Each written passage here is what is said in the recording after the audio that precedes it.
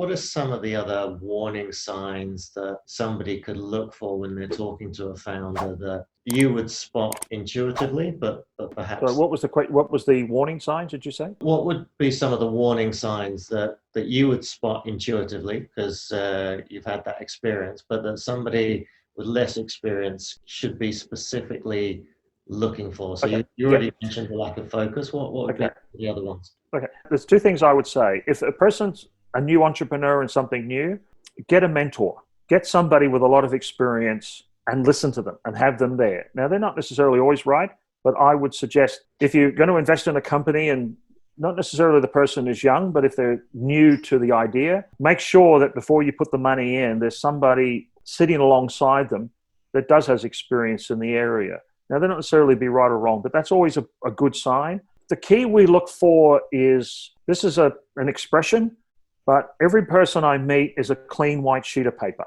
That's how I view when I meet somebody new. And so I listen very carefully. I talk a lot, but I also listen. And I listen very carefully, and I listen to their speech, and I listen to the way they talk. The things I'm looking for, the change in voice and tone, and being honesty. And I mean, honesty, it's a difficult thing in terms of not lie detector, but you're trying to not trip them up, but you're looking for making sure that they're speaking frankly to you. When you ask a direct question, they give you a direct answer. I often say to new young businesses that I'm introducing to investors, what I say to them is very critical. I say, now listen, I'm going to introduce you to this person.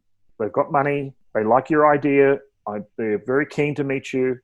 I say, be honest, be direct. Even if the information you think is negative, it's better for you to be honest and say, look, yeah, I'm glad you asked me that question. That's one of the problems we haven't sorted out yet. Because a lot of times new people with new ideas just want the person just wants to hear everything positive. I often say to them, be honest and say the negative. And even if you might say something like, you know what, that's the problem with this company, we haven't figured that out. It's better you say that, and then the investor will go, okay, well, I'll give you more money to figure it out.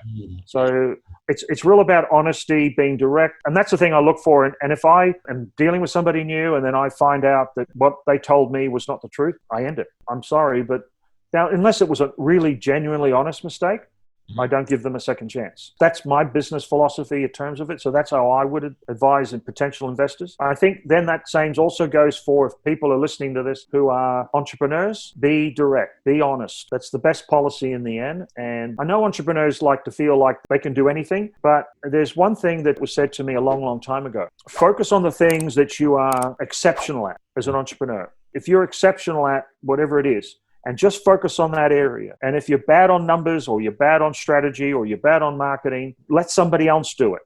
Yeah. And get the best to do it. Don't think that you can do everything. And I think that's my advice.